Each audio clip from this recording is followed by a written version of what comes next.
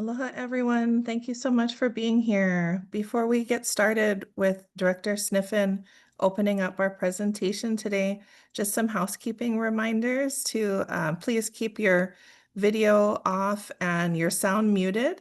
We'll go through a presentation of Hawaii Department of Transportation's draft Energy Security and Waste Reduction Plan, and then we'll open the floor for comments and questions from everyone. So thank you so much for being with us. Director Sniffen? Thank you, Laura. Good afternoon, everybody. Hope you're having a good weekend so far. And thanks for being here for this presentation. This is going to be a very short presentation. It's just going to be kind of a highlight of the report that we had sent out, the draft energy security plan that we have got sent out. And we're here to get your comments on this. Today, I'm going to take a couple of the slides. Laura, our energy security and community outreach manager, whose office is leading the development of this draft plan, will take over from there. Then you'll hear from our modal managers, the leaders of our airports, our ports, and our highways programs. And from there, we'll open it up for comments and questions about the plan from there. Next slide, please. So here's the agenda. This is the background. This is what we're going to be doing. And again, like I said, this presentation is going to be about 20 minutes long, and you'll hear from all of our managers as we push this forward. The biggest part, again, is ensuring that we get your community input, understanding the questions that you might have, or the responses that you might need from us, or information that you could provide to help us out in generating this plan. Right now, August 31st is the deadline for the comments. This is a second of 3 initial meetings that we had planned statewide. We're going to add more up to that point. And we're expecting to have our draft plan or completed by October 15th to get the final out. As we've said before, when we finalize this final plan is just for this year. We're taking information every year to update this. Next slide, please. So tenets of the plan. The big pieces that we're looking at, first is emissions reduction. Trying to make sure we're as efficient as possible in the energy uses that we have, and reducing the amounts of emissions that we push out into our communities. As we move forward on this, the way we set this plan, we took the goals that were set by our legislature previously and by previous governors to set 2030 and 2045 clean energy goals. Those clean energy goals are set as the end point of these plans. We utilize tactics in between to make sure there's a linear progression for us to reach those goals. That's the way we set the plan up. Right now, we want to make sure we take the input from community to see first that they agree with the approaches that we're taking, and second, that we can see if there's other opportunities for us to consider. As we move these plans forward, we're considering how they affect us in the short term and the long term, from either trying to reach these goals and the way it impacts us from an economic perspective. We want to make sure that as we're preparing for the Hawaii of the future, everyone can still afford to live here. So those are all the pieces that were built into this plan.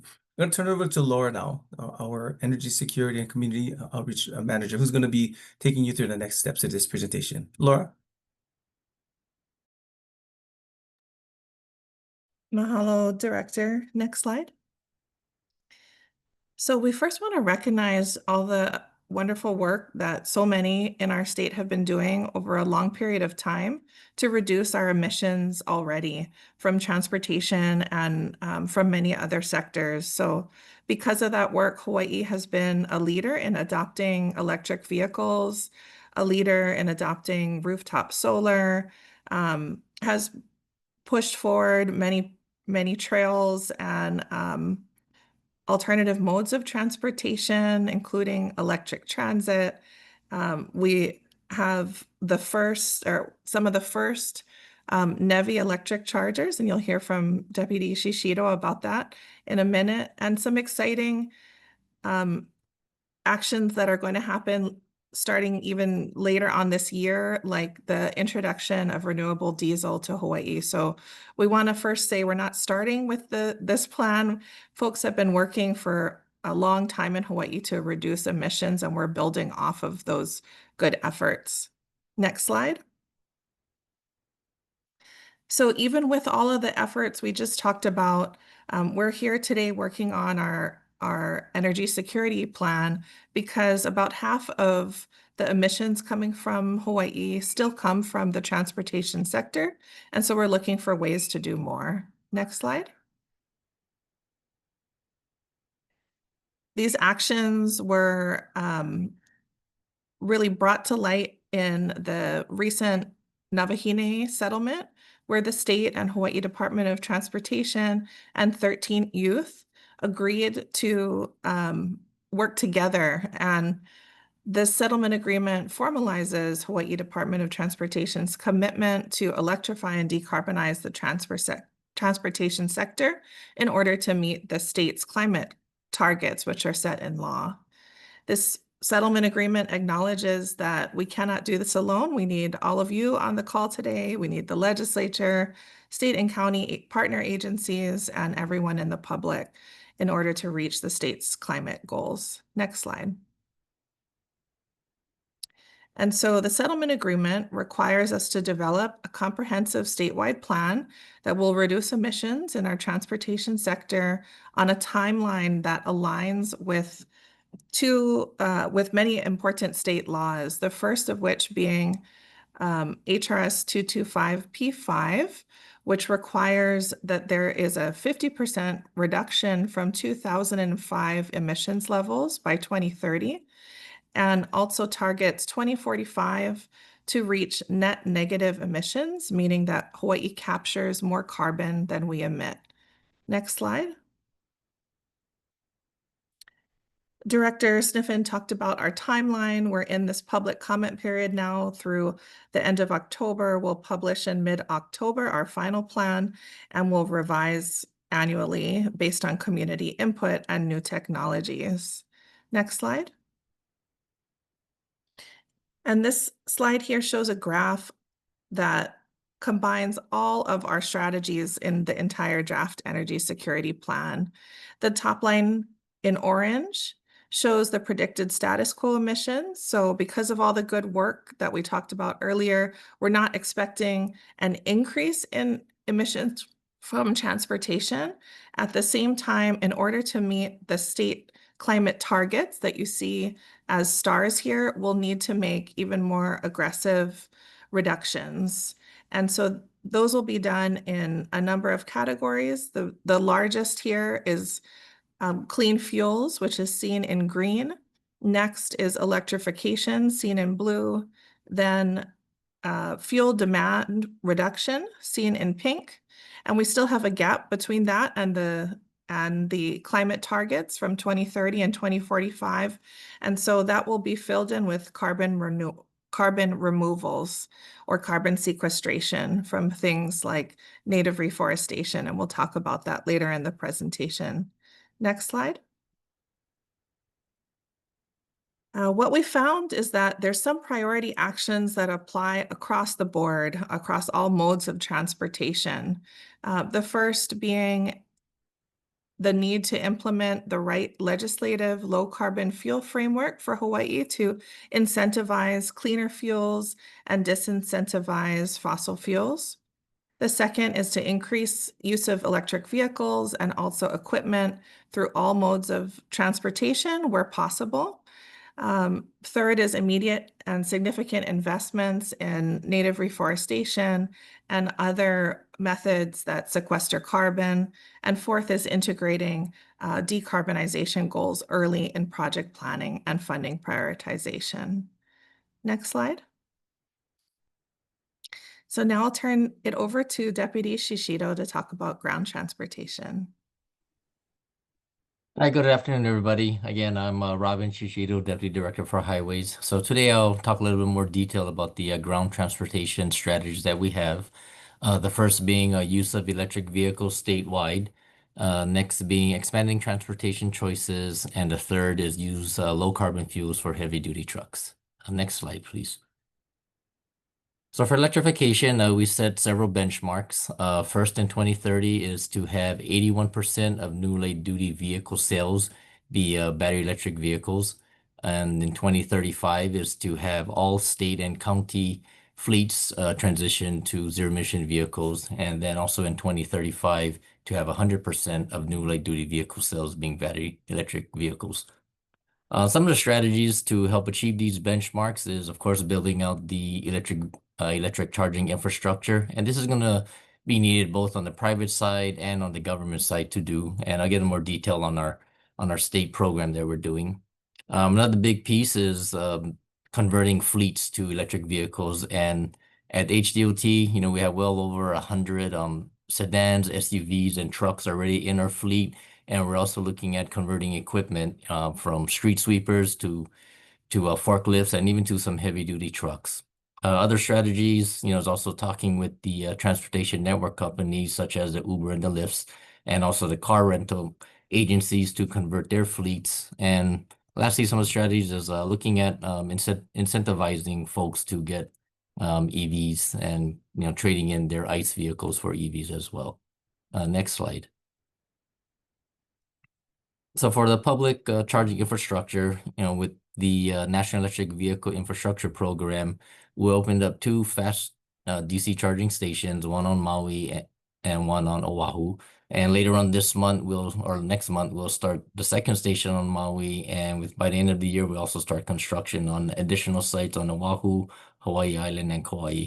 And these are fast chargers that provide up to 150 kW of charging. And so you can get a good charge between 10 to 20 minutes of charge. And, with Hawaii, being a short distance we travel, this will make it very efficient and easy to use electric vehicles.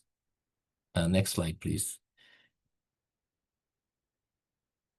Our next strategy is to reduce vehicle miles traveled. And again, we have set several benchmarks here in 2030, 2035, 2040, and 2045. And when we talk about reduction in vehicle miles traveled, we're not telling everybody to get out of their cars and stop driving, but rather the strategies are to provide other methods of transportation, whether it's walking, bicycle, and public transportation.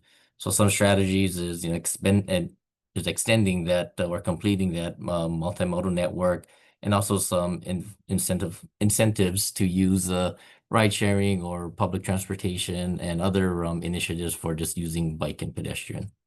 And also one of the strategies is to create areas where you can live, work, and play in the same area. And this is to support, the transit-oriented developments and, be able to have just that infrastructure within the area so folks don't have to drive across the island to get to their destinations. Next slide. When looking at the multimodal network, so one of our requirements is to complete it within 5 years. And with that, we have talked to all the counties and looked at their bike and ped plans, looked at the state bike and ped plans, and overlaid the 2 networks to see where we can fill in these gaps so we can have a continuous system. And we are required to finish this plan within the next 5 years. So within that 5 years, it's probably going to be spending about 50 to 60 million on these type of projects. Next slide, please. Our last strategy here is clean fuels. So again, we have some benchmarks in increasing clean freight vehicles to use cleaner fuels in 2030, 2 to 4%, and then in 2045, 100%. And strategies for this is, again, just making sure there's the infrastructure so the public and private can use the clean fuels. Also, again, for us at DOT, we're going to be converting our fleets by the end of 2026. We have the clean fuels. And next slide. And just kind of a snapshot on the projections on, what type of clean fuels will be used, biodiesel, renewable diesel, and ethanol, and estimated demand that's going to happen in 2030, 2045, and what sectors that are going to be utilizing these fuels to help us reach our targets. Next slide. And now I'll turn it over to Deputy Director Drake Khalili. Thank you, Robin.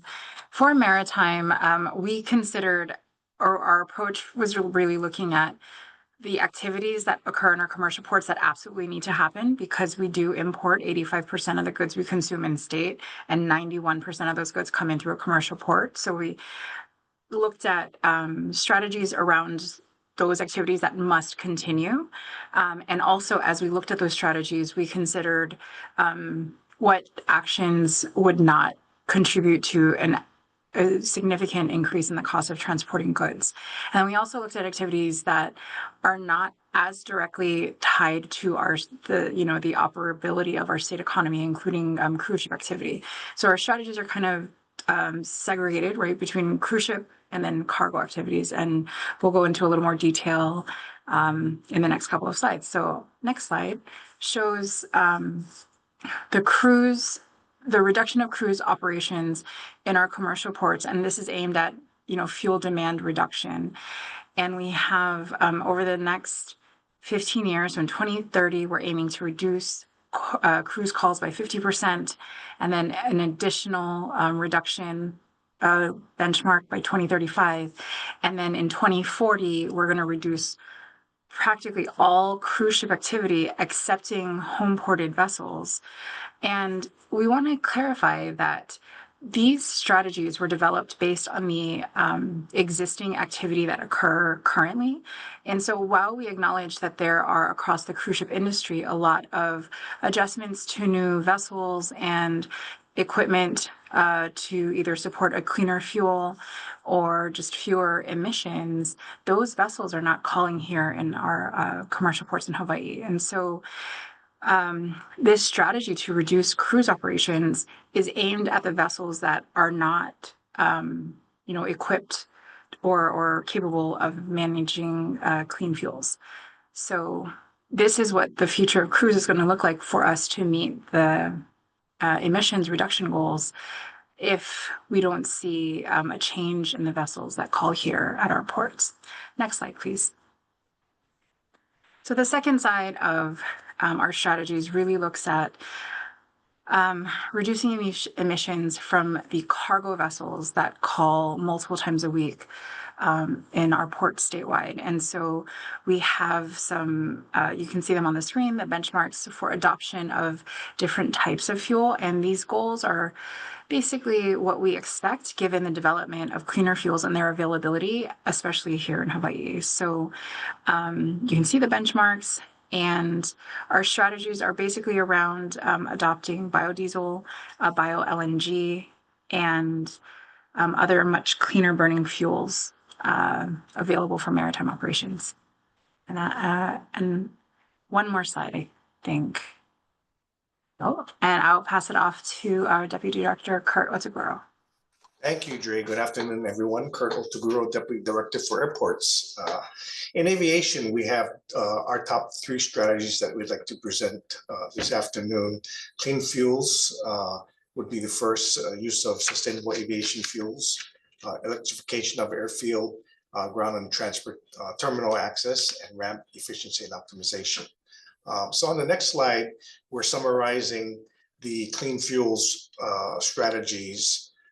Sustainable aviation fuel, or SAF, is a lower carbon alternative aviation fuel compared to the conventional jet fuels made from non-fossil fuel sources. So the main challenge is to produce, is the cost to produce, and as well as supply what the aviation community needs here in Hawaii.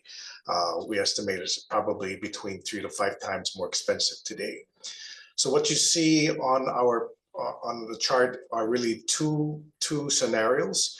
One would be the Hawaii law that was passed, and the second would be the National SAF Challenge. So we will need legislative and regulatory support to expand the SAF in terms of tax credits, incentives, and investment. But you can clearly see that the Hawaii net negative emissions is targeted by 100% by 2045, and the National Challenge targets will be able to achieve the same objective, but in 2050. The industry needs to work together and align, and so we're working with the aviation community to see how we could align the 2 goals. We will also work with the SAF coalitions, establish benchmarks, work on legislation, work on tax credits, and as well as provide more measured benchmarks that we can all agree upon. Of course, pass the clean fuel standards and build more supply and distribution for cleaner fuels. We will also work with the industry for continued research for alternative fuel sources like eSAF and hydrogen. The next slide will summarize our electrification strategies by 2035, working with the car rental agencies and encouraging 50% conversion to electric vehicles. By 2045, we want to convert all of our what we call ground support equipment, GSEs, at the airports to electric vehicles as well.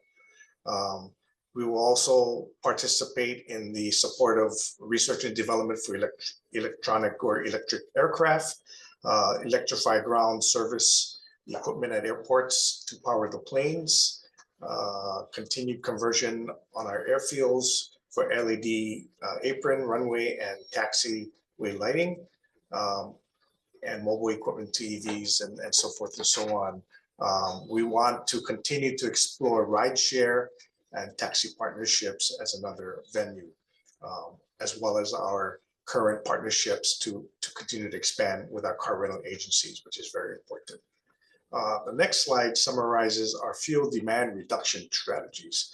And by 2045, we're targeting an 18% reduction through airport reductions in idling fuel flow. And really, that's really to optimize aircraft movements on taxiways to prevent congestions and delays. So we are currently working with the Federal Aviation Administration, the FAA, to modernize Hawaii airspace. We're going to explore the deployment of technologies that are performance-based navigation to help with reduce the congestion as well on the air side. On-site renewable power and things of that nature, like working with our tenants and concessions to adopt and comply with our emissions reduction policies. With that, I will turn the presentation back to Laura Kahakua, who will present our administrative strategies. Thank you. Thank you, Deputy Director Otagluro. So I'll be sharing out our administrative strategies. Our administrative Deputy Director, Tammy Lee, is traveling right now, so I'll be covering this for her. We have a number of administrative strategies in the plan, which are strategies that really apply generally across the board to benefit multiple modes of transportation. The first in our strategies is something we've talked about earlier: enacting and implementing a clean fuel standard or an alternative legal framework. We're going to be embarking soon on a feasibility study to make sure that we understand the implications to affordability and would only move forward if it turns out to be affordable to implement such a standard. That brings us to one of our benchmarks, which is to combine all of these strategies that require legislation and possibly look at introducing a clean transportation legislative package next session. We want to work very collaboratively across sectors, and we have been reaching out to industry to make sure to get their feedback in preparation. We talked about incorporating emissions reduction as a priority at the start of project planning. We talked also in Deputy Shishido's presentation about the conversion of state and county agency fleets to electric vehicles and clean fuels. We have been working and will continue to do so in expanding use of low carbon materials, and also studying carbon capture rates so that we understand the impact that certain ecosystems have, certain native ecosystems have in sequestering carbon and reaching our state climate targets. Utilizing a diverse coalition model to reach our energy security goals, consistent youth involvement and leadership, and you'll hear from one of our Hawaii Youth Transportation Council members in a minute. Revising policies to reduce emissions and to increase staff education and capacity, generating our own electric power where possible, and then looking at strategies such as green budgeting, green procurement, and more emerging administrative and green financing strategies. Next slide. We talked a little bit about the Clean Fuel Standard as being something that seems to empower many of our other strategies for success. This is a system where there are credits given for clean fuels and discredits for less clean fuels. And so we'll be able to share our initial results from a feasibility study. We're looking to do that before the start of next legislative session. Next slide. We have been working to contribute to carbon sequestration ourselves through a partnership where HDOT Highways has been buying native plants in support of DLNR's native reforestation efforts. The QR code is there if folks want to learn more. And those efforts will continue. We're also recommending a statewide, immediate, and significant investment into proven sequestration methods, such as native reforestation and coastal wetland restoration. And we see a lot of opportunities in partnership within government, between and within government agencies, and also with the public and private sector. Next slide. And now I'll turn over to Luca, one of our Hawaii Youth Transportation Council members, to share about the importance of having youth at the table. Luca? Aloha and mahalo for joining us today. It's really nice seeing a lot of people being able to engage with the Energy Security and Waste Reduction Plan. So my name is Luca Kinaberti. I am one of the inaugural members of the Hawaii Youth Transportation Council. I represent the North Shore of Oahu. And here's some facts about our inaugural council. We are made up of 20 members selected out of a pool of 83 applicants representing every island in the state of Hawaii. We have members as young as 11 and as old as 24. Next slide, please. This was our inaugural in-person meeting for the Hawaii Youth Transportation Council at Daniel K. Inouye International Airport. This meeting was the foundation for the Energy Security Waste Reduction Plan and for the council itself, allowing us to bring our local transportation issues to a broader audience and compare and work with other members and representatives on how their communities were handling similar issues, allowing not just youth voices, but also our friends, neighbors, and other ohana to get a say on what the future of Hawaii's environment and transportation system should look like. Giving a voice to those who don't always get a voice is what this council was founded on, and what we will work toward and accomplish. Thank you.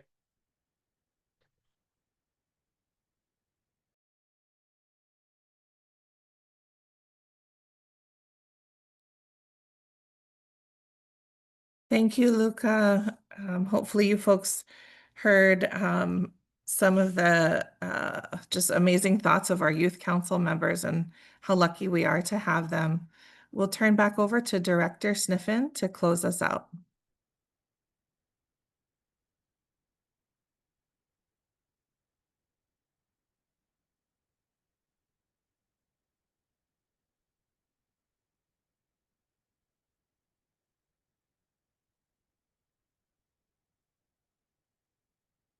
Okay, while Director Sniffen's coming back on and unmuting, I'll just go over the dates of our public outreach and education. Just to remind folks, we have extended our deadline for outreach. So it'll be to the end of August 31st. So please do comment in chat. We did put the link to our energy security page. There's also a QR code there. We have an online form, and we also accept input in other ways. Our email is listed on that page as well. And then our final plan will be published by October 15th. Director Sniffen? Awesome. Thank you, Laura.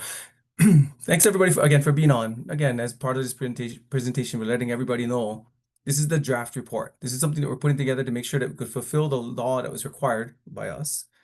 but also make sure that we can pull in community comments to see how we can do things better. So with that, I'm going to open this up for questions. Laura will watch the watch the screen for anybody. If you have questions, comments, concerns, please raise your hand virtually, and we'll call on you. John, please. Turn everything on.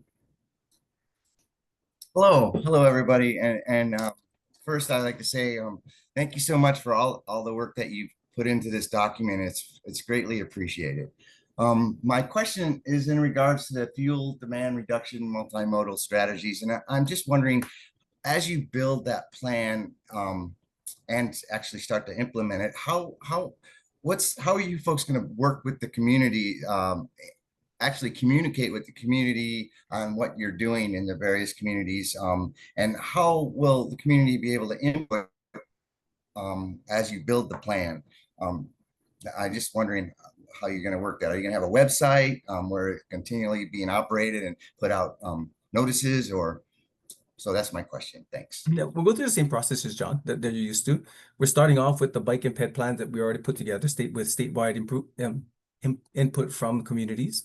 Start there. We're going to go through our STIP and TIP processes to make sure we're public on everything we're setting up, the prioritization, how we got it, and the data that we have to generate it. Then we'll put out the project listings for the next 5 years. As Robin had said, we have 5 years to fulfill our connectivity issues with our bike and ped network. Those plans will be put out to the public. The projects will be put out to ensure that everybody understands what we prioritized and where we're going to be going next with the funding that we have. Does that answer your question? Yes, sir. Thank you. Thanks, John. Good to see you. Next, we have Heather? Heather Bailey. Sorry, go ahead, Laura. Oh, yeah, no problem. Yeah, next we have Heather Bailey. Go ahead, Heather. Hi, thank you so much. Thank you for the opportunity to comment.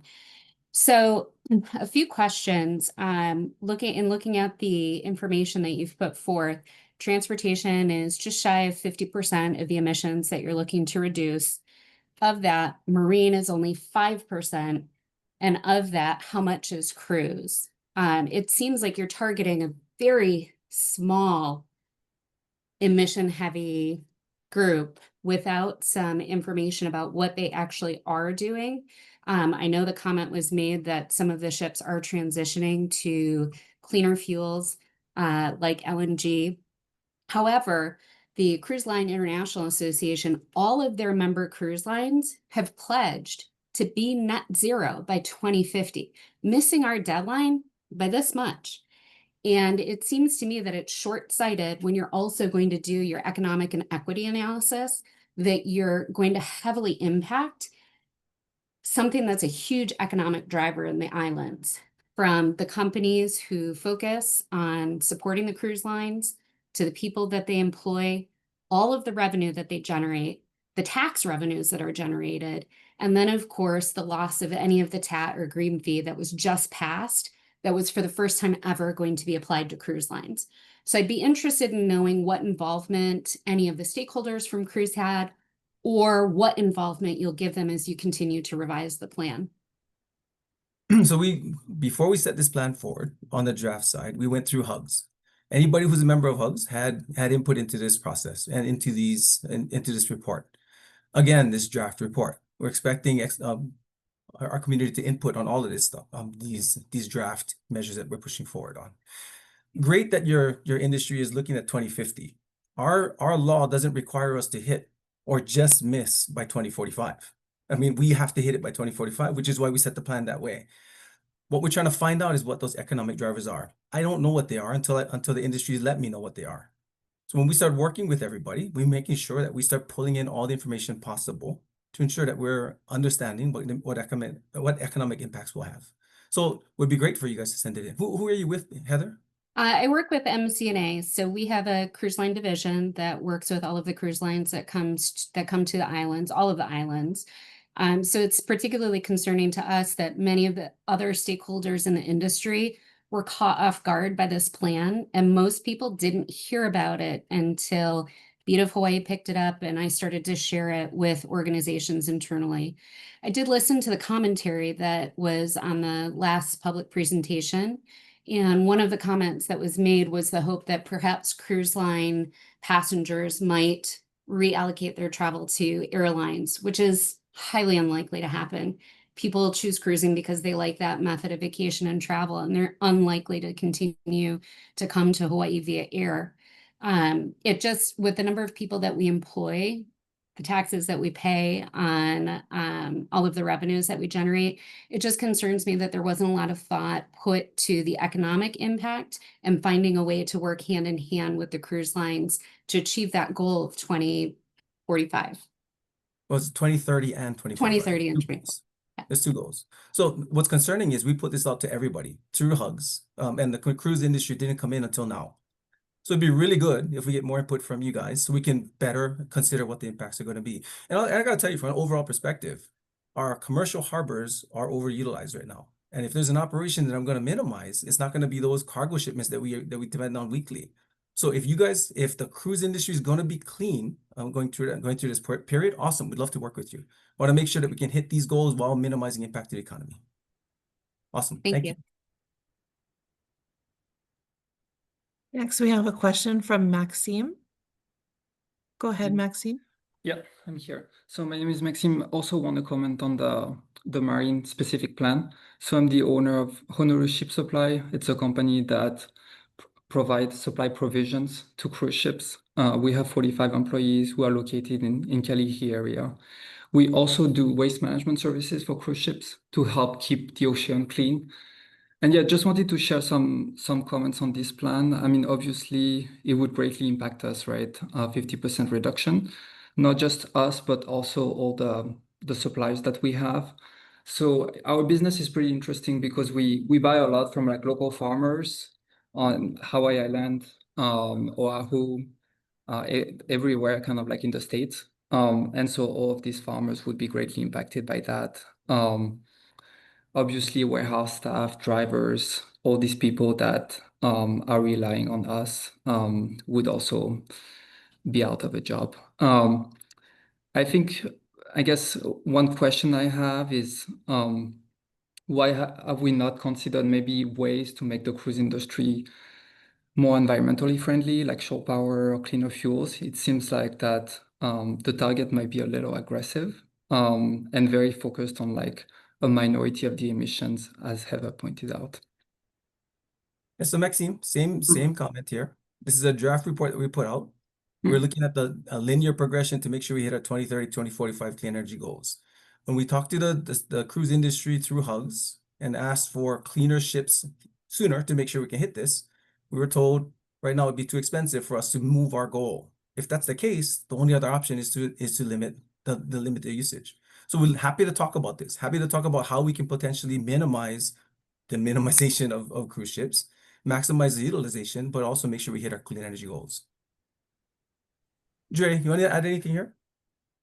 No, I think you covered it, but I think the bottom line is we're looking for the industry to also provide feedback and comment about how that reduction is going to happen. We watch the pledges that the CLIA members are making, that IMO is making, but we're not seeing the benefit of that pledge in Hawaii, right? So we see some clean ships going to other markets and they're not coming here. So I think what we're looking for in the comment period is when we can expect to see that change and shift come to our islands here.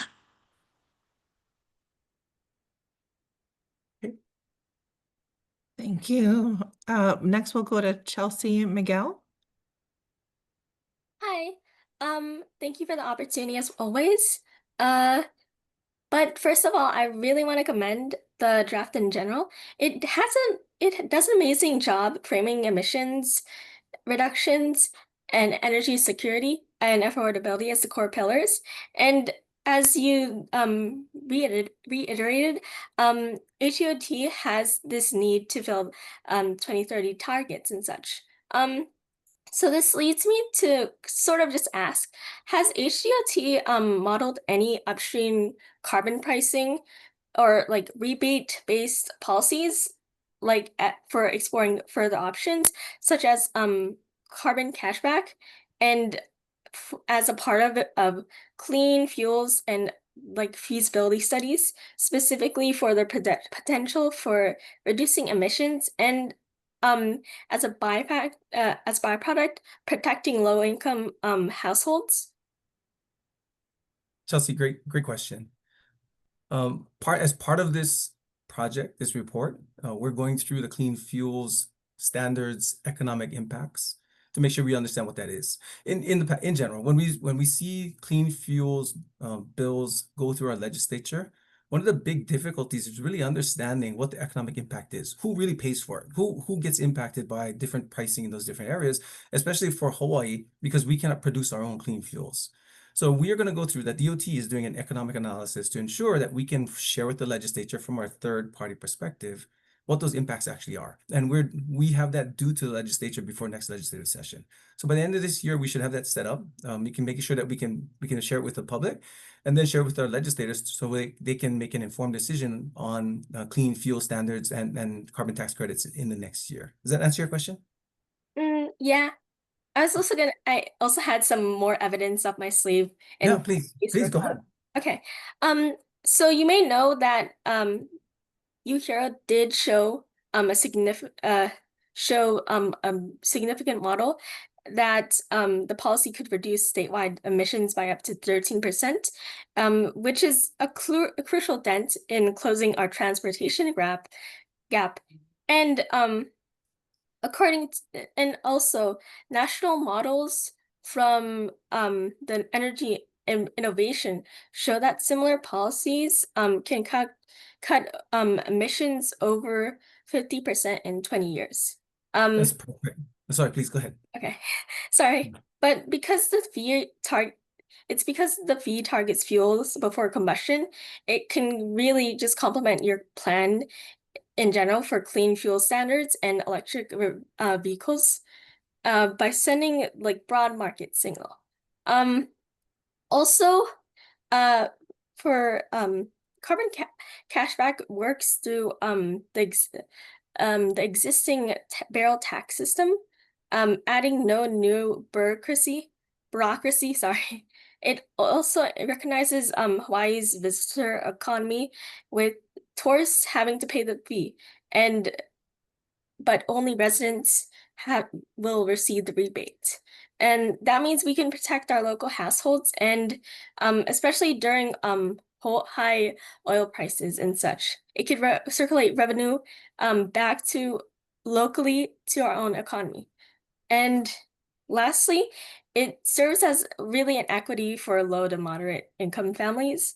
From evidence stating from the 2022 Tax Review Commission named this carbon cashback as the #1 recommended climate policy because it's progressive, with over 80% of the lowest income households come out ahead, receiving more monthly dividends and than they pay in increased costs.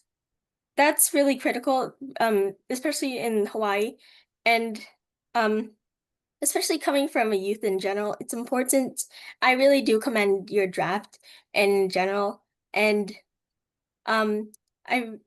it's really interesting to see how future generations could potentially be impacted by different plans and drafts like these. So I truly commend you for this. Oh, thank you, Chelsea. And I really appreciate your comments, your concern, and your commitment to making sure that you're inputting through this process. And we'll make sure that we keep you in the loop throughout. A couple of things from the statements that you made. The emissions reduction piece is big for us. I mean, there's a lot that we must hit by the end of this time frame in 2030 and 2045. With that, we got to balance out what that economically means for us. In the long term, we can argue, and we're hopeful based on the data that we have, that costs of energy will be cheaper when we hit our goals.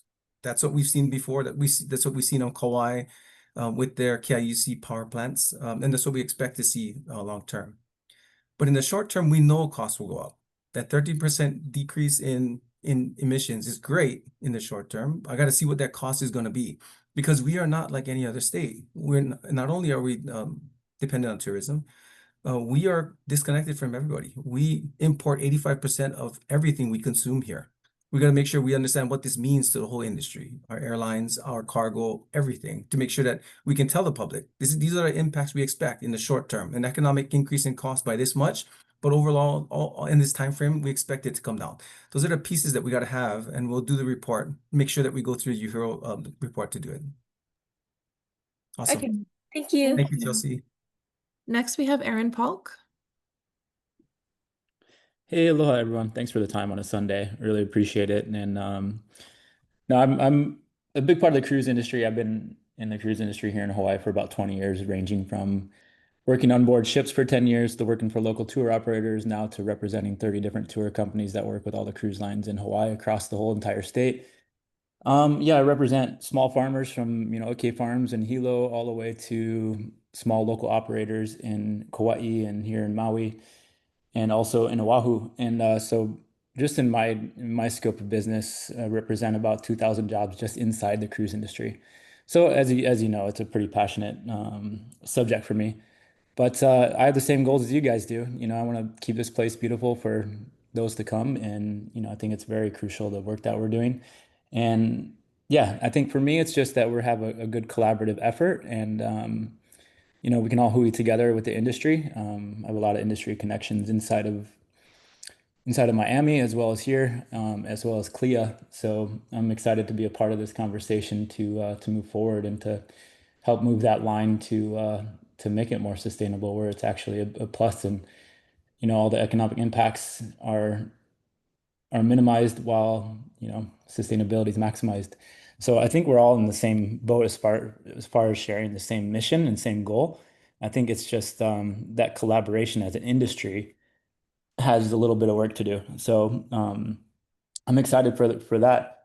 And yeah, all the goals are out there. I'm sure everybody's known. I'm sure you guys are getting tons of emails now that the cruise industry has woken up a little bit inside of the local stakeholders. But yeah, I think that we can find a good middle ground, and I'm excited for that in the future. And I just want to raise my hand. And in the current plan, it's, the home port ships obviously is Norwegian's part of America. Work closely with them in a lot of respects. And so that, and I think, part of this, they're moving towards more LNG and such, burning fuels. So in this current draft, they're kind of excluded from the 50%, 75% reduction. Is that correct? Dre. Yes, that's correct. Okay. So, I mean, that's, a big part of our stakeholder business is Norwegian, obviously, with the home ported ship in Hawaii. But yeah, as local stakeholders here in Hawaii, is there anything we can do, boots on the ground, that you guys need to support this inside the cruise industry, that we can be a voice not only for the cruise industry, but the state in general, as we have a direct line to a lot of the cruise industry. So Yeah, definitely. I think, like as you said, the coordination got to be improved, and both ways. correct. When we reached out previously, we couldn't get any commitments on what we could do outside of 2050. So Okay. we took the actions that we needed. Yeah. I think both of us we can work on that reconnection. The last thing I want to see is anybody in Hawaii losing their jobs. But we got to make sure we fulfill this law. So happy to work with you. Happy to reach out to make sure we can start connecting up to see how we can work this out prior to this draft being finalized in October, to make sure we Great. can put out a report that everybody can support. Okay. Awesome. Thanks, guys. I look forward to connecting more. And thank you Awesome. for your time. Thanks, Aaron. Mhm. Thank you. We had a couple comments in the chat. Keith, Neil, did you want to ask your question about last mile or anything else? Yeah, I'll just quickly say, not everyone needs a vehicle capable of going 100 miles an hour. There are plenty of municipalities and states that license, otherwise known as neighborhood and electric vehicles. They're less expensive, the batteries are smaller, easier to charge, and not everybody's ambulatory to ride a scooter or a bicycle. Tutu may need to put her groceries in the back of a small electric neighborhood vehicle, and a lot of places do it. Is that a part of the overall plan or scope? I think this is additive to solve really sticky problem here in the middle of our planet's biggest ocean. Definitely. This is something we were working on with Speaker Nakamura. She was looking at the potential for putting a bill next year to allow for low-speed vehicles or electric vehicles, neighborhood vehicles be permitted for low-speed roadways. From after talking to Nadine, just looking at the existing laws that we have, we don't see anything that's barring us from permitting it already. So our staff is going through that from a legal perspective to make sure that that's the case. And when we did confirm and determine that, we could send out to the public to let them know what can be permitted and for what usage is in Hawaii. Does that answer your question? Yeah, thanks. Yeah.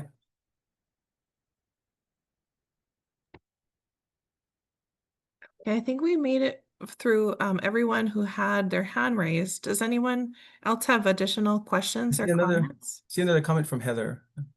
It says, how will the EV goal be met if carriers like Matson will no longer transport these vehicles? Once Matson was determining that they would not be transporting EV cars anymore, they let us know ahead of time so we could check in with the rest of the industry. At this time, Pasha does not have any plans to change what they would ship. They're still going to be shipping electric vehicles. So we still have a carrier that's going to be bringing them in. I don't see a change in our plans at this time.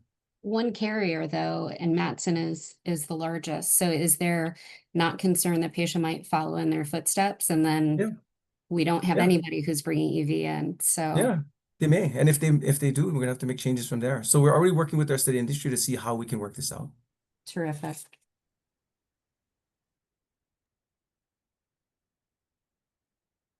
Does anyone else have a question or comment?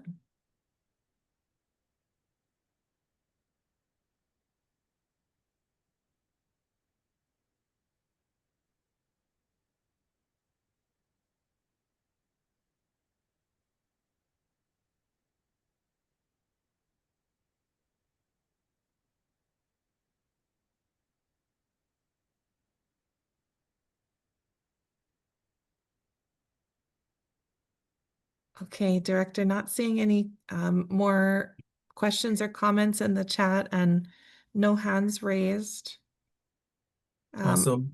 So next steps, let's reiterate, Laura, the timeframe for comments and the timeframe to finalize the draft. Sure. So we are keeping the public comment period open through August 31st, and then we'll be integrating all of the feedback received and finalizing our plan by October 15th. The in chat is our link to the draft plan and the energy security plan comment form. If you have more comments than the online form can handle, you're welcome to send them to the email provided at that link or give us a call. Our contact information is there and we can work out however you want to give your feedback. And like Director Sniffen said, we'll continue. We're going to be scheduling some additional meetings. And so we'll post those as soon as they're scheduled on the same website as well.